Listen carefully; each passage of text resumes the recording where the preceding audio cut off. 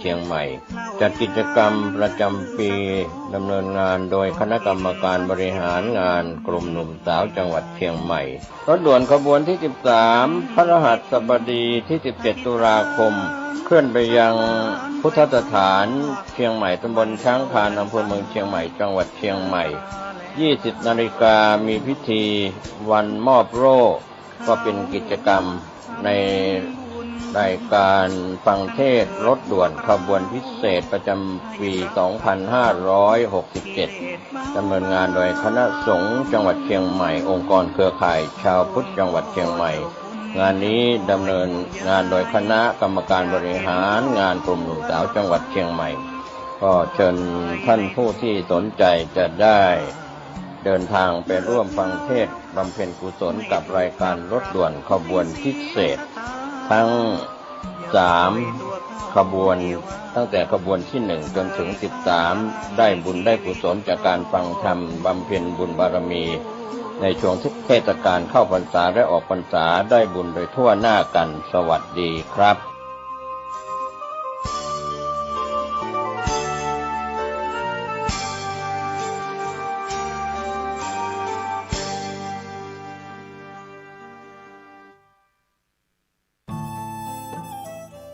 ท่านกำลังติดตามรับฟังสถานีวิทยุกระจายเสียงพระพุทธศาสนาแห่งชาติและสังคม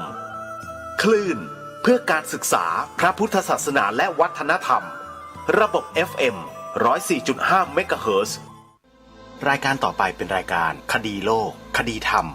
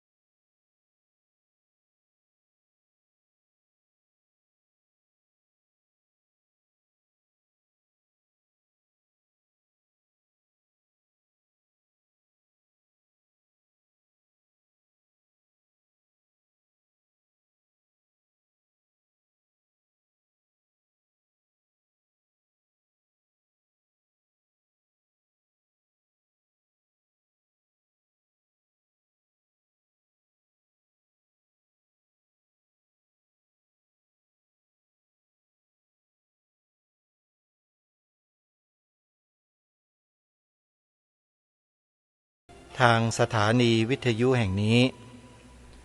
ท่านสามารถดาวน์โหลดแอปพลิเคชัน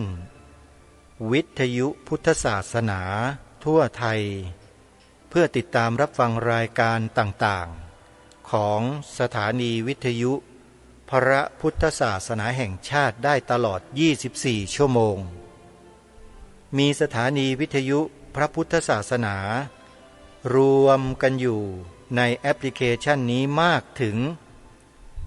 47สถานีทั่วประเทศไทย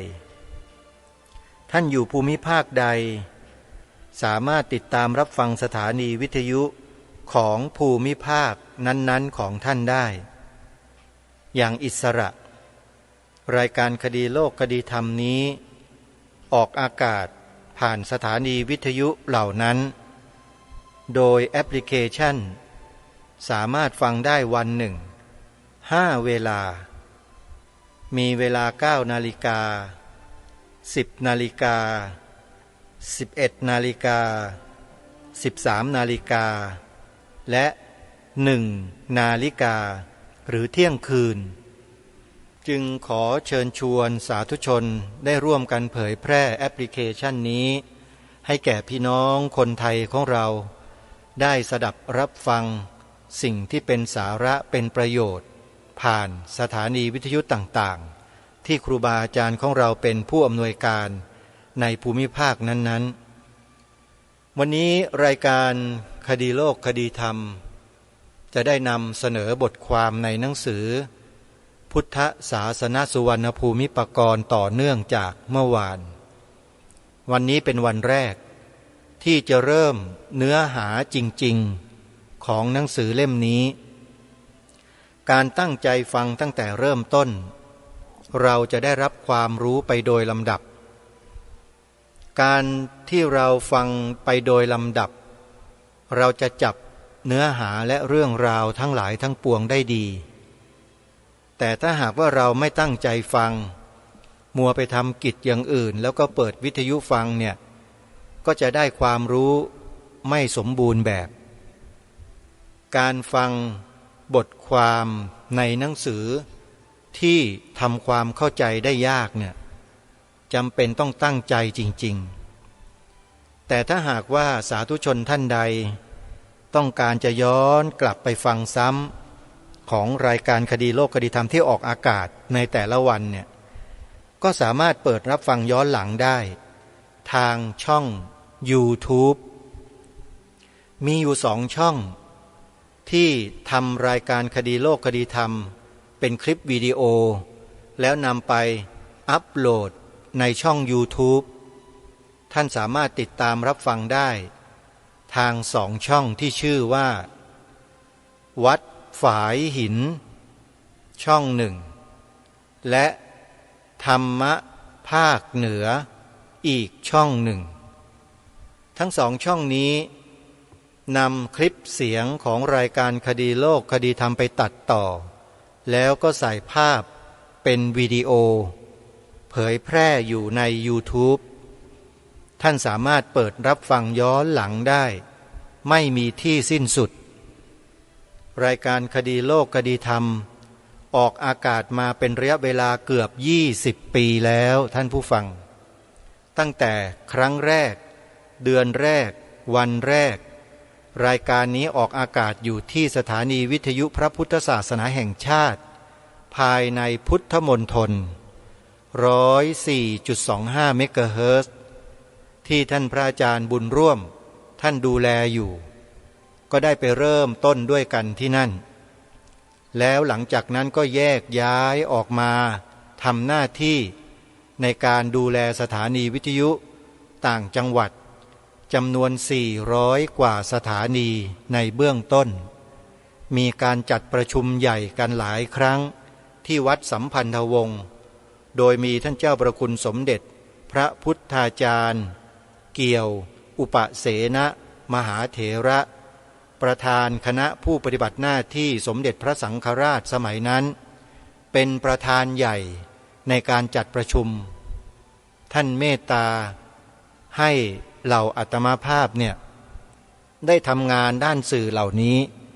ทั้งสถานีวิทยุและสถานีโทรทัศน์จนถึงปัจจุบัน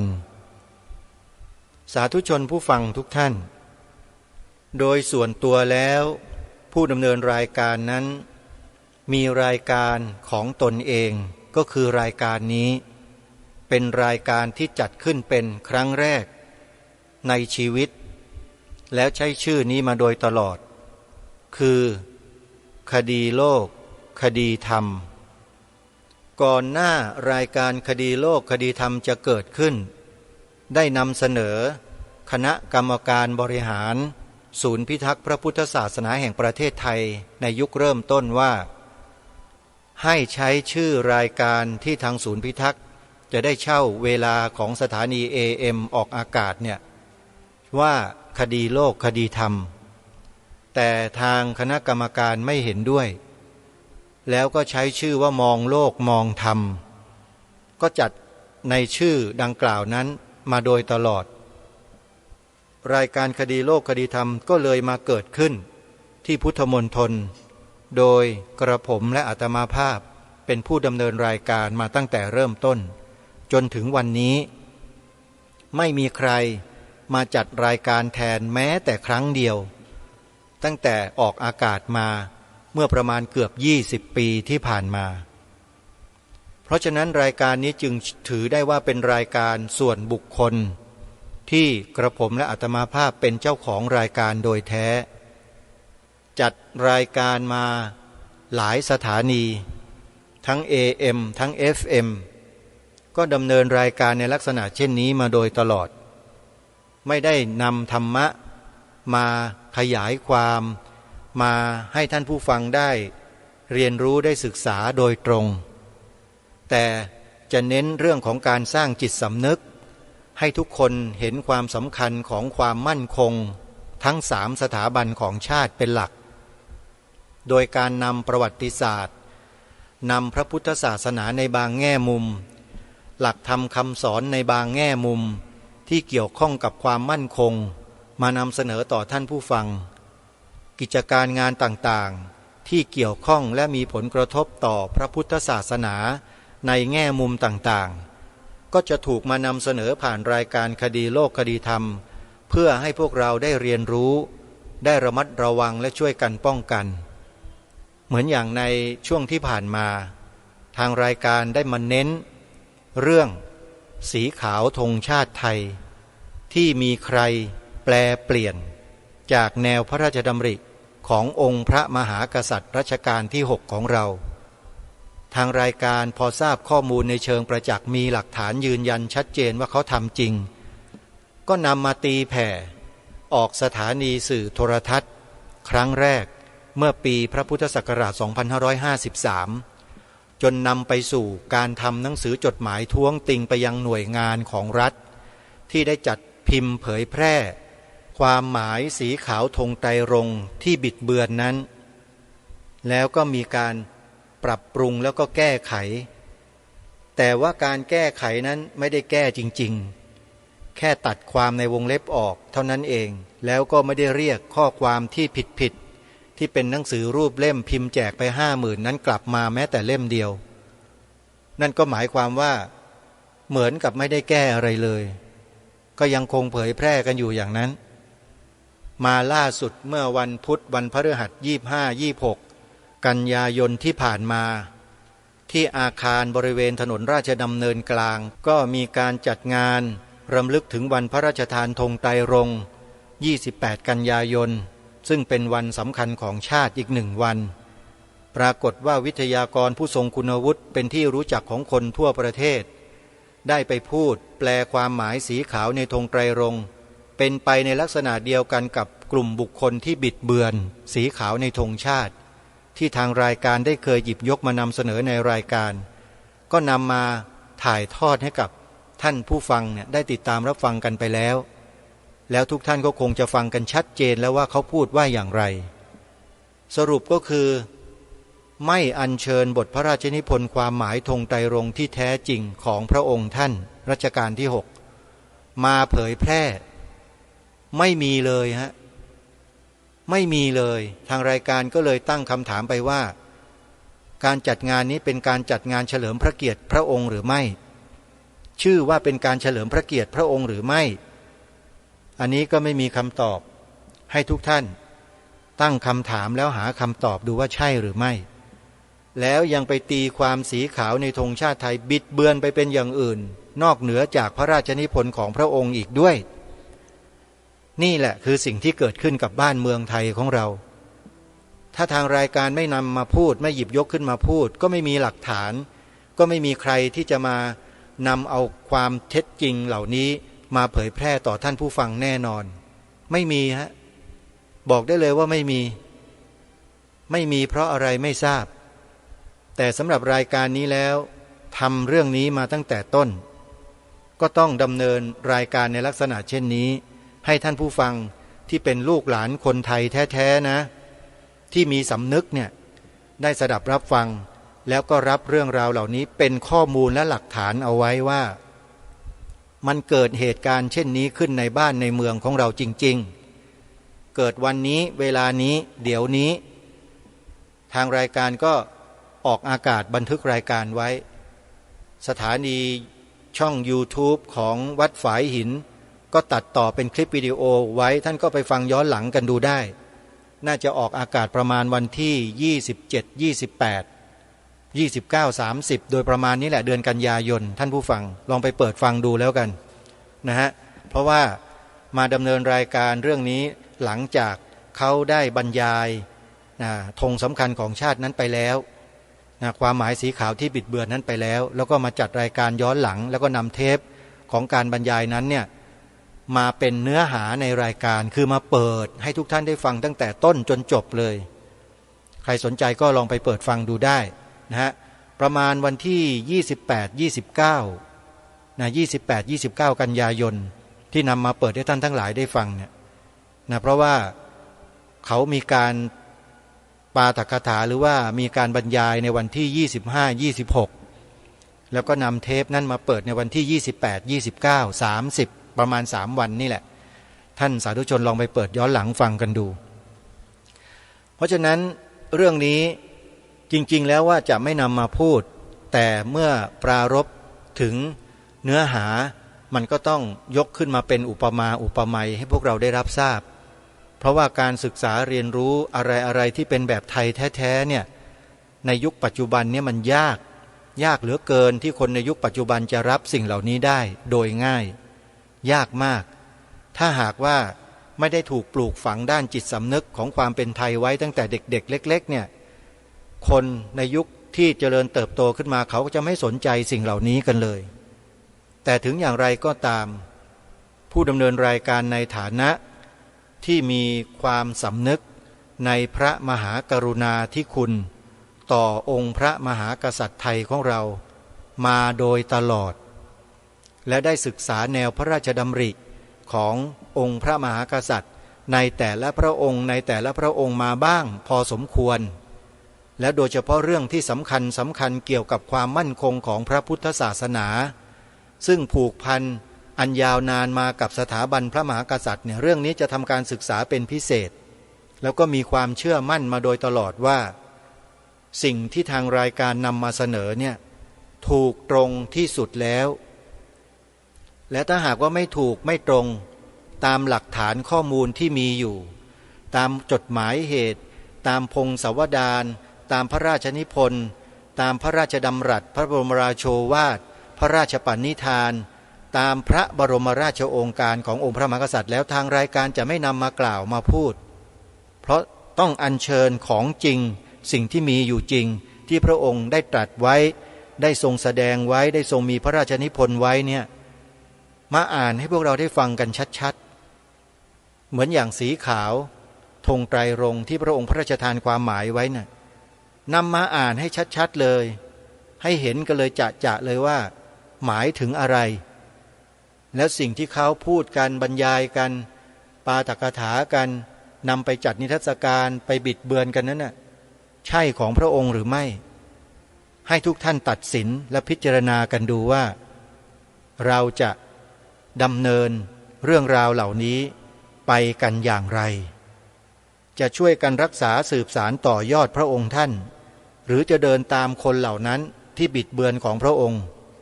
นี่คือคำถามที่ทางรายการถามท่านผู้ฟังมาโดยตลอดให้ท่านเลือกกันเองนะสำหรับผู้ดำเนินรายการแล้วไม่ต้องถามเพราะ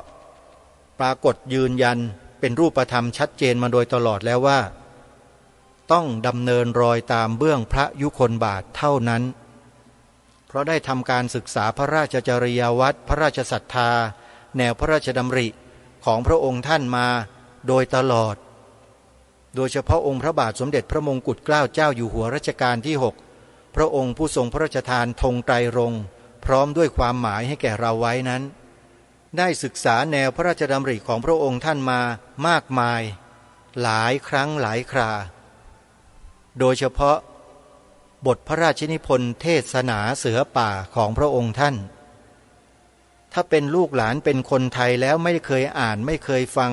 บทพระราชนิพนธ์เทศนาเสือป่าของล้นเกล้ารัชกาลที่6เนี่ยขอบอกว่าน่าเสียดายที่เกิดมาเป็นลูกหลานไทยแต่ไม่ได้อ่านบทพระราชนิพนธ์เทศนาเสือป่าของล้นเกล้ารัชกาลที่6น่าเสียดายมากเพราะถ้าไม่อ่านไม่รู้เราก็จะไม่รู้จักตัวเราเองเลยว่าเราเป็นใคร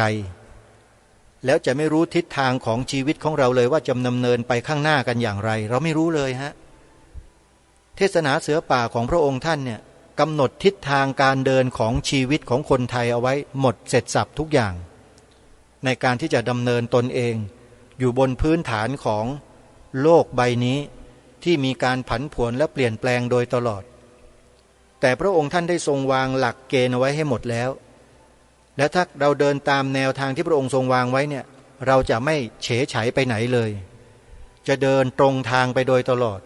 เข้าสู่มรรคผลนิพพานนู่นน่ะไม่เชื่อท่านลองไปอ่านไปศึกษาเทศนาเสือป่าของล้นเกล้ารัชกาลที่6ดูสิฮะหรือถ้าใครไม่มีข้อมูลไปเปิดในคลิป YouTube ผู้ดำเนินรายการได้ทำการโพสต์ไว้ในชื่อคดีโลกคดีธรรมเทศนาเสือป่าให้ท่านพิมพ์ไปใน YouTube เช่นนี้เลยแล้วท่านจะเจอรูปแผ่นซีดีคดีโลกคดีธรรมนั่นแหละท่านเปิดฟังตั้งแต่กันแรกหรือตอนที่1มาเลยไล่มาโดยลำดับ1 2 3 4 5 6จนกระทั่งถึงตอนที่16หรือ17มีอยู่ประมาณนั้นมีทั้งหมด16ตอนโดยประมาณฟังมาโดยลำดับอย่าฟังข้ามขั้นนะฮะเพราะความนั้นจะไม่ต่อเนื่องเพราะพระองค์ตรัสแสดงเทศนาเสือป่านั้นทรงแสดงแบบต่อเนื่องนะตั้งแต่กันที่1กันที่2 3 4 5 6 7 8 9 10ไล่มาเรื่อยๆจนกระทั่งถึงกันที่17และมีกันพิเศษ1กันมีกันแทรก1กันรวมทั้งหมดเป็น19กันท่านไปฟังทั้ง19กันดูเถอะท่านจะเห็นแนวพระราชดำริหรือความคิดของพระองค์ท่านชัดเจนว่าพระองค์ท่านคิดไว้ยังไงทรงมีแนวพระราชดำริไว้อย่างไรรายการนี้จึงน้อมนำแนวพระดำริของพระองค์เนี่ยใส่เกล้าใส่กระหม่อมใส่หัวจิตหัวใจแล้วก็มาทำรายการในลักษณะเช่นนี้โดยไม่หวาดหวั่นกับสิ่งผิดใดๆทั้งนั้นเพราะอะไรทำไมไม่หวาดหวั่นก็เพราะทำในสิ่งที่ถูกอยู่เสมอไม่ได้ทำอะไรผิดสักนิดหนึ่งคนที่มันกระทำผิดนั่นแหละมันควรสะดุ้งกลัวเราไม่ได้ทำอะไรผิดถูกไหมฮะรายการนี้จึงแต่งเพลงขึ้นมาที่ท่านทั้งหลายได้ฟังกันว่ากล้าคิดก็ต้องกล้าทำอย่ากลัวถ้าทำความดีเร่งศึกษาปัญหาให้ทันท่วงทีเมืองไทยจะพัฒนากว่านี้รายการดีๆคดีโลกคดีธรรมรายการนะไม่ใช่ตัวบุคคลที่จัดรายการนะครับท่านฟังให้ดีรายการหมายความว่าเนื้อหาสาระที่ดีๆนั่นแหละเรียกว่ารายการดีๆคดีโลกคดีธรรมท่านรับสาระนี้ไปให้เต็มเลยแล้วท่านทิ้งตัวบุคคลที่ดำเนินรายการคือกระผมและอาตมาเนี่ยทิ้งไว้ไม่ต้องสนใจผมหรอกแต่จงนำเอาสิ่งเนี้ยที่ถ่ายทอดให้ท่านทั้งหลายได้ฟังกันเนี่ยเก็บไว้ในใจแล้วพิจารณาศึกษาหาข้อมูลเพิ่มเติมแล้วท่านจะทราบเมื่อท่านทราบแล้วท่านจะเก็บไว้คนเดียวหรือท่านจะถ่ายทอดให้แก่ลูกหลานเยาวชนคนในรุ่นต่อๆไปก็เป็นประโยชน์ก็แล้วแต่ตามแต่ความสะดวกและความเหมาะสมของแต่ละท่านนี่คือรายการในวันนี้ที่ขอปรารภในเบื้องต้นให้ทุกท่านได้ทราบอีกครั้งหนึ่งถึงความตั้งใจที่มาทำหน้าที่อยู่ตรงนี้รายการนี้ไม่ได้ตั้งใจจะมาเผยแผ่พระพุทธศาสนาไม่ใช่นะตั้งใจจะมาพูดเรื่องพวกนี้โดยเฉพาะเลยเป็นรายการที่พูดเรื่องพวกนี้ไม่ใช่พูดธรรมะนะโยมใครต้องการฟังธรรมะครูบาอาจารย์ท่านเทศท่านแสดงธรรมะอยู่เต็มไปหมดเลยในสถานีวิทยุที่ท่านกำลังฟังอยู่นี่ก็มีแต่ธรรมะทั้งนั้นมีรายการนี้รายการเดียวที่พูดในลักษณะแบบนี้เพราะฉะนั้นใครที่ไม่ฟังก็ไม่เป็นไรโยมไปฟังธรรมะเถอะนะแต่ถ้าจะให้รายการนี้มาเปลี่ยนไปพูดธรรมะแบบที่ครูบาอาจารย์ท่านพูดเนี่ยขอร้องเธอโยมมันก็ไม่ใช่รายการนี้นะเพราะรายการนี้ไม่ได้เน้นในการแสดงธรรมะแต่ถามว่าถ้ากลับไปแสดงธรรมะเหมือนกับครูบาอาจารย์ได้ไหมทำไมจะไม่ได้แสดงได้ดีกว่าบางท่านด้วยซ้ำไปไม่ได้คุยนะไม่ได้โม้นะโยมนะอาตมาเนี่ยเป็นครูสอนพระอภิธรรมนะโยมเป็นครูสอนนะฮะตั้งแต่พรรษาแรกนู่นนะพอจบชั้นมัชชิมโทขออภัยพอจบชั้นจุลโทก็สอนชั้นจุลโทเลย จบชั้นจุฬาเอกก็สอนชั้นจุฬาโทมาสองปี2 เทอมอยู่ที่ต่างจังหวัดสอนพระอภิธรรมนะโยมสอนแม่ชีท่านหนึ่งเรียนมาเท่าไหร่ชั้นจุฬาโทก็ไม่เคยสอบผ่านสักทีหนึ่งเรียนมากี่ปีก็อยู่ชั้นจุฬาโทอย่างนั้นแหละพออาตมาภาพไปสอนเท่านั้นแหละจับจุดแกได้ว่าแกอ่อนตรงไหนยังไงแก้ให้แกปีเดียวแกผ่านเลยเพราะฉะนั้นใครที่บอกว่ารายการพูดในรายการพูดธรรมะไม่เป็นสอนธรรมะไม่เป็นเนี่ยหยุดพูดเถอะท่านไม่ต้องพูดเป็นฮะแต่ไม่ทำไม่สอนไม่บอกเพราะแค่เรื่องเสาบ้านเสาเรือนเรายังรักษากันไม่ได้เลยเนี่ยหลักของบ้านเมืองเนี่ยแล้วเราจะจะขึ้นไปเอายอดอาตมาคงไม่มีความสามารถถึงขนาดนั้นหรอกโยมนะก็เลยคิดว่ารักษาเสาเรือนไว้ก่อนดีกว่าอย่างน้อยๆถ้ายอดเรือนถูกพายุถูกอะไรมันพัดพาหรือมันทำให้พังลงไปเสาเรือนยังอยู่ก็ยังต่อตัวเรือนต่อหลังคาขึ้นมาใหม่ได้แต่ถ้าหากเสาเรือนถูกโค่นถูกตัดถูกพังลงมาแล้วมันจะเหลืออะไรล่ะท่านนี่คือข้ออุปมาให้ฟังเหมือนกับประเทศชาติบ้านเมืองของเราเนี่ยเรามีเสาหลักของประเทศอยู่4 เสาอ่ะ1ชาติ2ศาสนา3พระมหากษัตริย์4ความเป็นไทย4 เสาฮะ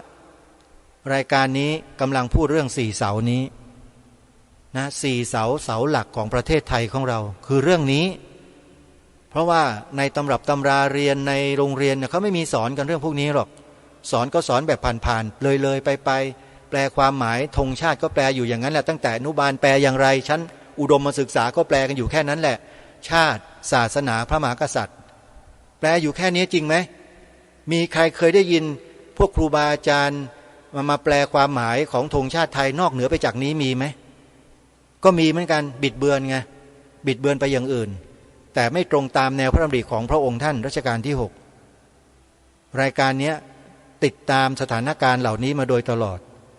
เวลาแต่งเพลงรายการนี้ก็ใช้เนื้อหาสั้นๆว่าเร่งศึกษาปัญหาให้ทันท่วงทีนะฮะก็คือเรื่องพวกนี้เราต้องศึกษาให้ทันเมืองไทยจะพัฒนากว่านี้รายการดีๆคดีโลกคดีธรรมสรุปความหมดอยู่ในประโยคสั้นๆในบทเพลงนี้แล้วก็อัญเชิญบทไพร่พลความหมายธงไตรรงค์พระองค์ท่านมาใส่เป็นเนื้อร้องทำนองให้พวกเราได้ร้องกันจำได้ง่ายเดี๋ยวทางรายการจะนำมาเปิดให้ท่านทั้งหลายได้ฟังเป็นช่วงๆเพื่อไม่ให้พวกเราเนี่ยลืมกันนะฮะสำหรับวันนี้เวลาก็ล่วงเลยมาประมาณครึ่งหนึ่งแล้วญาติโยมท่านผู้ฟังฮะก็จะนำท่านผู้ฟังเข้าสู่เนื้อหาสาระของหนังสือพุทธศาสนสุวรรณภูมิปกรณ์วันนี้แหละเป็นวันแรกเนื้อหาแท้ๆจริงๆเริ่มต้นเลยวันนี้นะฮะแต่จะได้สักกี่หน้ากี่ตอนยังไงเนี่ยก็แล้วแต่เวลาแล้วกันเพื่อไม่ให้เป็นการเสียเวลาเดี๋ยวเรามาสดับรับฟังพุทธศาสนสุวรรณภูมิปกรณ์โดยท่านเจ้าคุณพระราชกวีอ่ำธรรมทัตโตวัดโสมนัสวิหารท่านได้เรียบเรียงไว้ให้เราศึกษาเรียนรู้ความเป็นไทยของเราร่วมกันดังนี้พุทธศาสนสุวรรณภูมิปกรณ์ราชบุรีวัตถุกถาตำนานเมืองขุนไทยธรรมทัตโตราชบุรีในชื่อต่างๆราชบุรีเป็นชื่อไทยก็จริงอยู่แต่มาจากคำมคตว่าราชบุรีเมื่อมาเป็นคำไทยจึงเรียกราชบุรีและว่าราชบุรีบ้างฉะนี้ราชบุรีจึงแปลว่าเมืองพระราชาคือเมืองขุนไทย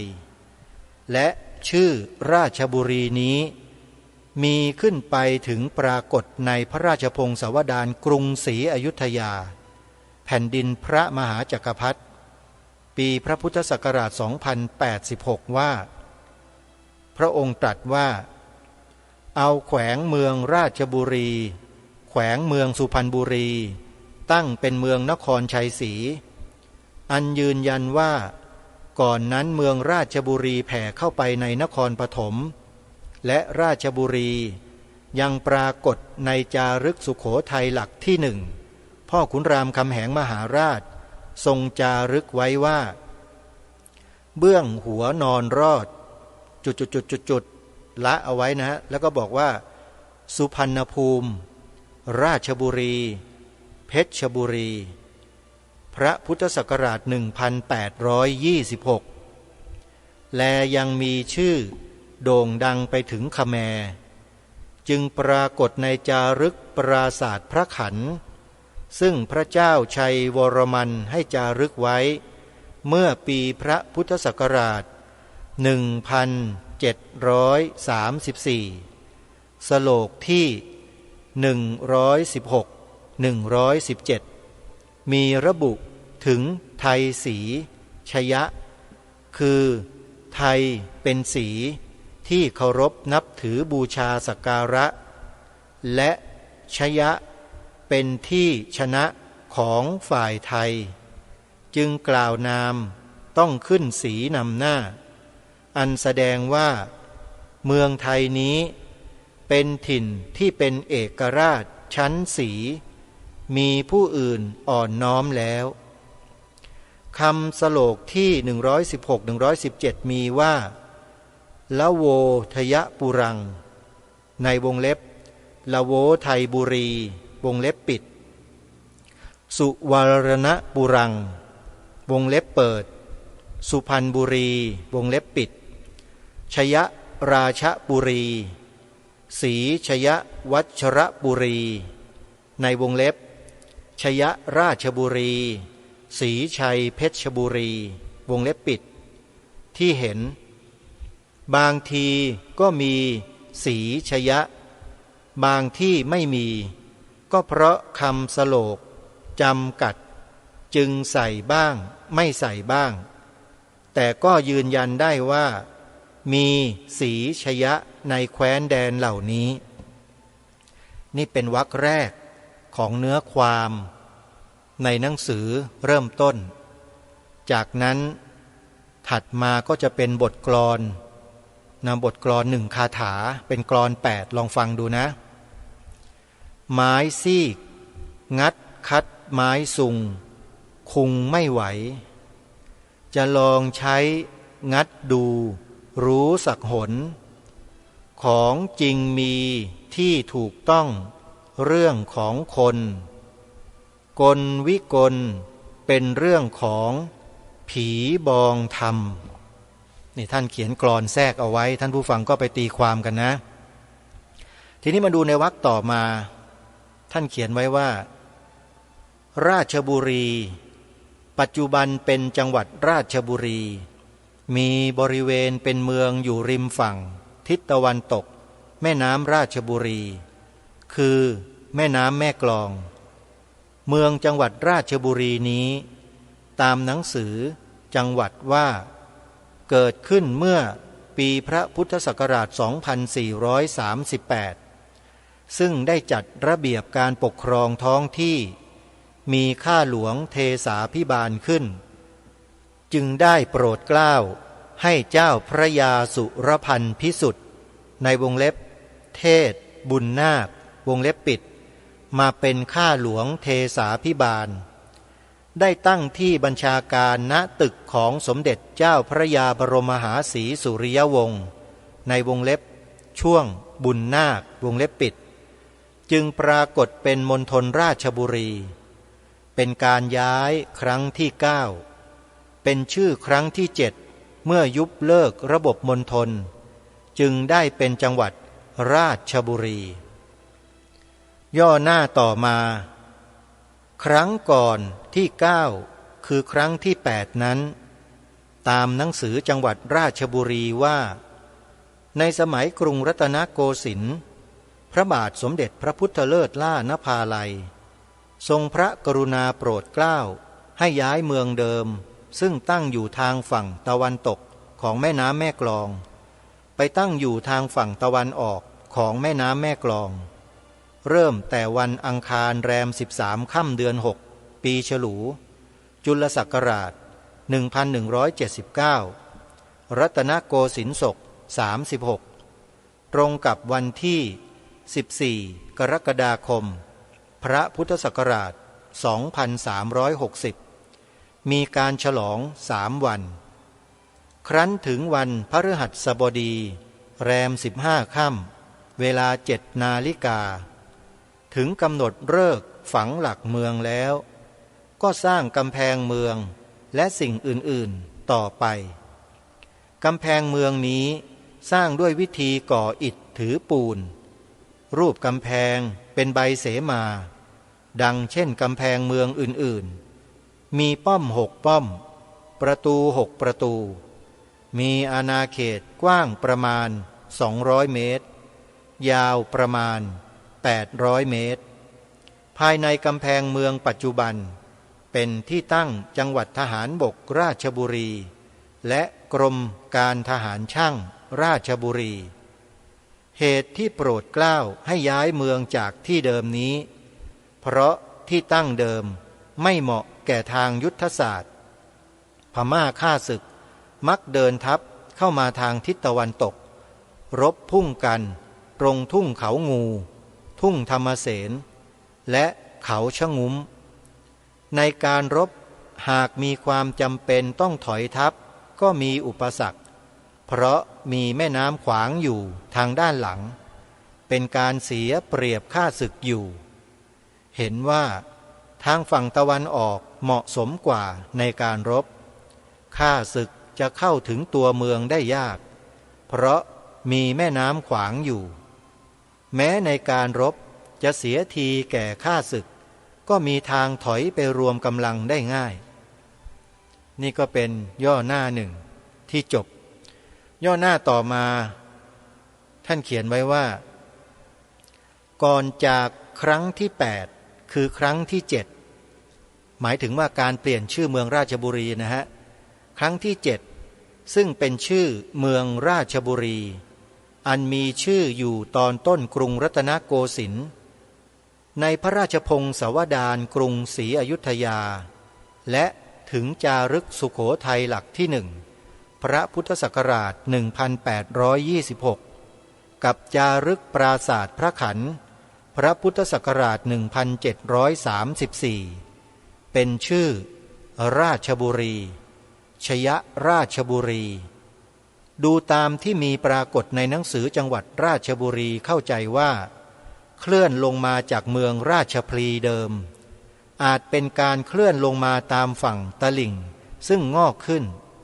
เมืองราชบุรีที่ปรากฏในหนังสือนั้นว่าหลักฐานการสร้างเมืองครั้งที่2ในวงเล็บจากเมืองราชพลีเป็นครั้งที่7จากชื่อเมืองสวงต้นวงเล็บปิดหลักฐานการสร้างเมืองครั้งที่2ที่ยังปรากฏอยู่ทุกวันนี้คือกำแพงเมืองซึ่งเป็นกำแพงดินหรือเนินดินและค่ายคูปรากฏอย่างชัดเจนกำแพงด้านตะวันตกปัจจุบันเป็นถนนสายราชบุรีเขางูจากวัดช่องลมถึงหลักกิโลเมตรที่2บริเวณนี้มีอาณาเขตกว้างประมาณ1 กิโลเมตรยาวประมาณ2 กิโลเมตรเป็นรูปสี่เหลี่ยมผืนผ้าติดกับศาลากลางจังหวัดปัจจุบันทางทิศเหนือมีพระศรีรัตนมหาธาตุหรือพระพุทธปรางซึ่งสร้างแบบเดียวกับพระศรีรัตนมหาธาตุจังหวัดลพบุรีพระพุทธปรางนี้สร้างขึ้นในสมัยขอมเรืองอำนาจราวพระพุทธศักราช1500พระปรางที่วัดมหาธาตุและวัดอรัญญิกาวาสอำเภอเมืองราชบุรีพระปรางที่วัดกำแพงและเมืองเพชรบุรีซึ่งยังอยู่จนปัจจุบันนี้เป็นฝีมือที่ได้สร้างขึ้นตามแบบขอมในครั้งกระนั้นนี่ก็จบอีกย่อหน้าหนึ่งย่อหน้าต่อมาท่านเขียนว่าดูตามปรากฏที่ทำประวัติและบันทึกบริเวณนั้นจะเห็นว่าต่ำลงมาถ้าเอาแผนที่จังหวัดราชบุรีซึ่งกรมแผนที่ทหารบกรวบรวมปีพระพุทธศักราช2495แต่เขียนแก้ไขเพิ่มเติมเส้นทางพระพุทธศักราช2500เปิดดูแล้วจะเห็นรูปคูและคันดินหรือกำแพงดินเป็นเส้นทางไปเขางูนั้น พอถึงบริเวณหลังหลุมดินแล้วจะหักเป็นข้อศอก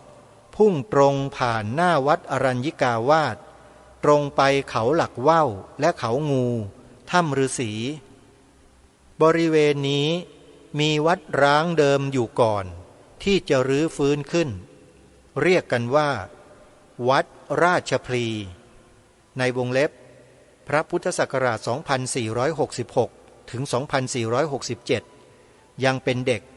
เคยไปในเทศกาลไหว้พระฤดูศาสตร์ไทยวงเล็บปิดอันนี้เป็นความที่ท่านวงเล็บไว้ว่าสมัยท่านยังเป็นเด็กเมื่อปี 2466 ถึง 2467 เนี่ยท่านเคยไปเทศกาลไหว้พระฤดูศาสตร์ไทยที่นี่บริเวณในที่นี้จะเห็นวัดมหาธาตุเป็นวัดตะวันออกมีลาดดินสูงไปจดองค์เจดีย์หักหรือวัดพุทธเจดีย์เป็นทิศใต้ตรงไปตะวันตกก็เป็นวัดอรัญญิกาวาสมีพระปรางย่อมกว่าวัดมหาธาตุแต่เป็นชนิดเดียวกันพระปรางวัดอรัญญิกาวาสเป็นองค์ใหญ่อยู่กลางบนฐานแรงสี่มุมเป็นพระเจดีย์เวลานี้เหลือองค์เดียวส่วนพระปรางวัดมหาธาตุองค์ใหญ่กลางเป็นปรางโปร่งตั้งบนฐานแรงสี่เหลี่ยมมีปรางและเจดีย์รอบอีก7เป็น8ทั้งองค์กลางซุ้มหน้าองค์เดิมเข้าใจว่าคงจะก่อขึ้นยอดเป็นปรางแบบรัดเกล้าจึงเป็น9ยอดตามทิศทางจะเห็นเป็นวัดตะวันออกคู่ตะวันตกสร้างมีพระปรางเมื่อมองไปทางทิศเหนือจะพบวัดหลุมดินและวัดท่าโขลงมีเจดีย์ท่านเก่าๆเล่าว่าหลังวัดท่าโขลงมีฐานพระเจดีย์เก่าอยู่เวลานี้และก่อนได้ก่อองค์ใหม่ขึ้นแทนแล้วเมื่อเป็นเช่นนี้ก็เห็นวัดทิศใต้กับทิศเหนือคู่กันเป็นวัดมีองค์พระเจดีย์ซึ่งวัดทิศใต้มีชื่อว่าวัดพุทธเจดีย์วัดทิศเหนือมีชื่อว่าวัดธรรมเจดีย์ขุนหารบุญไทยพร้อมกับดวงขวัญใจและกองแก้วฟ้าได้สร้างเมืองราชพลีในส่วนในนี้ปีพระพุทธศักราช 1030 ซึ่งได้ย้ายมาจากสุวรรณภูมิเดิมคือที่คูบัวมาสร้างเมืองหน้าเขางูให้ชื่อว่าราชพลีคู่พริบพลีได้สร้างวัดมหาธาตุเป็นวัดทิศตะวันออกมีพระปรางและพระเจดีย์9ยอดเท่ากับอนุปุพพวิหารธรรม9หรือ9หน้าหรือรอยเจิมหน้าสร้างวัดอรัญญิกาวาสเป็นวัดทิศตะวันตกมีพระปรางและพระเจดีย์5ยอดเป็นพระเจ้า5พระองค์ในมหาภัทรกัปนี้ในตอนหลังได้สร้างวัดพุทธเจดีย์มีพระเจดีย์สูงประมาณ20 วาเป็นวัดทิศใต้มีพระเจดีย์ใหญ่คู่กับวัดธรรมเจดีย์มีพระเจดีย์ใหญ่เป็นวัดทิศเหนือปีพระพุทธศักราช 1030 ถึงปีพระพุทธศักราช 1050 เป็นการสร้างตั้งชื่อเป็นครั้งที่7ซึ่งคาบเกี่ยวบริเวณกับครั้งที่8และคราวนี้กษัตริยาธิราชต้นๆยังมีชื่อว่าขุนเช่นขุนหารบุญไทยขุนหญิงดวงขวัญและขุนหญิงกองแก้วฟ้าฐานะขุนสมัยนั้นเป็นพระราชาเอกราชทั้งตั้งชื่อเมืองกรุงว่าราชพลีคู่พริบพลีพลีตัวนี้ภาษาไทยเป็นชื่อแก้วหินประกายแสงเช่นไพลินเพทายถ้าเป็นภาษาบาลีว่าพระลีแปลว่ามีกำลังหรือให้กำลังแก่พระราชาถ้าภาษาไทยก็แปลว่าขุนแก้วประกายแสงพระราชาแก้วหรือรัตนราชาทั้งเป็นชื่อเมืองกรุงด้วย ที่อื่นโดยเฉพาะจารึกสุโขทัยและสโลกปราสาทพระขันจึงเขียนและเรียกว่าราชบุรีแปลว่าเมืองพระราชาเมืองขุนไทยท่านสาธุชนทุกท่านมาถึงย่อหน้านี้ก็เวลาใกล้จะหมดก็คงจะมาสรุปไว้แต่เพียงเท่านี้ก่อนก็เป็นอันว่าในเบื้องต้นนี้ของหนังสือเนี่ยท่านเจ้าคุณได้อธิบายขยายความที่มาที่ไปของคำว่าราชบุรีให้เราได้เห็นภาพกันก่อนที่จะเจาะลึกลงไปถึงประวัติอดีตสมัยก่อนเมื่อเป็นพันปีว่ามีอะไรอย่างไรที่ตามที่จารึกไว้นะวันนี้เราก็คงจะได้สดับรับฟังเนื้อหาสาระในเบื้องต้นเพียงเท่านี้กันก่อนท่านผู้ฟังในช่วงท้ายรายการนี้ขอฝากท่านสาธุชนผู้ฟังถึงกิจกรรมที่ทางผู้ดำเนินรายการกำลังจะจัดให้มีขึ้นที่จังหวัดสุรินทร์นะโยมนั่นก็คืองานเปิดป่าฟังธรรมเนื่องด้วยกระผมและอาตมาภาพเนี่ยไปปลูกป่าไว้ครบ5 ปีเต็มแล้วต้นไม้ก็เจริญเติบโตงอกงามดีมีความสูงเกิน7 เมตร 8 เมตรขึ้นไปข้างบนแล้วสูงแล้วนะแล้วก็ทึบพอสมควรเลยก็เลยดำริว่าครบ5 ปีแล้วจัดงานสักครั้งหนึ่งพิจารณาไปพิจารณามาจะจัดงานลักษณะไหนดีจะเหมาะสมกับสถานที่ก็เลยจัดงานเปิดป่าฟังธรรมนิมนต์พระคุณเจ้าครูบาอาจารย์มาแสดงธรรมกันทั้งคืนตลอดทั้งคืนเลยให้ญาติโยมสาธุชนที่สนใจเนี่ยไปรวมกันแล้วก็ฟังเทศฟังธรรมกันช่วงกลางคืนนะไปอยู่ร่วมกันตรงนั้นจะได้ยินบรรยากาศในป่าว่าเป็นอย่างไรกันนะฮะก็จัดงานวันเสาร์ที่14 ธันวาคมนะ14 ธันวาคมเริ่มงานกันตั้งแต่ประมาณ 17 นาฬิกาตอนเย็นไปจนถึงนู่นรุ่งเช้าของวันที่15 วันอาทิตย์นะ15 ธันวาคมใครจะซื้อของไปใส่บาตรในช่วงเช้าก็เตรียมกันไปนะโยมนะเตรียมกันไปพอประมาณก็จะมีครูบาอาจารย์อยู่รับบิณฑบาตกันพอสมควรนะงานนี้เราไม่ได้เน้นการจัดใหญ่โตอะไรนะโยมนะจัดเล็กๆเพราะว่าสถานที่นั้นไม่มีความพร้อมเลยไฟฟ้าก็ไม่มีน้ำประปาก็ไม่มีอาคารที่พักก็ไม่มีโยมนะก็ลำบากไม่ต้องพูดถึงศาลาก็ไม่มีเพราะที่นี่เราต้องการให้เป็นผืนป่าธรรมชาติเราจะไม่เน้นการสร้างอาคารสถานที่ใหญ่โตนะเราจะมีเน้นให้ต้นไม้ใหญ่โตนะฮะงั้นใครสนใจจะสนับสนุนงานก็เชิญได้นะโยมนะวันนี้ก็มีคุณโยมแม่ศรีนวลรันจวนได้ร่วมทำบุญมา200 บาทสนับสนุนนะส่งเสริมการเตรียมงานแล้วก็คุณโยมนิยมคุ้มไพรันก็ร่วมทำบุญมา500 บาทนะใครที่จะร่วมบุญก็เชิญได้นะโยมนะติดต่อสอบถามรายละเอียดมาที่อาตมาภาพได้โดยตรงเลยที่หมายเลขโทรศัพท์094-662-6935วันนี้เวลาของรายการหมดท่านผู้ฟังต้องขอสมมุติยุติไว้แต่เพียงเท่านี้พบกับรายการได้ใหม่ในวันต่อไปขอความสุขความสวัสดีในธรรมแห่งองค์สมเด็จพระบรมศาสดาสัมมาสัมพุทธเจ้าจงปรากฏเกิดมีขึ้นในจิตใจของท่านผู้ฟังทุกท่านทุกคนเทินขอเจริญพรกล้าคิดก็ต้องกล้าทำอย่ากลัวถ้าทำความดีเร่งศึกษา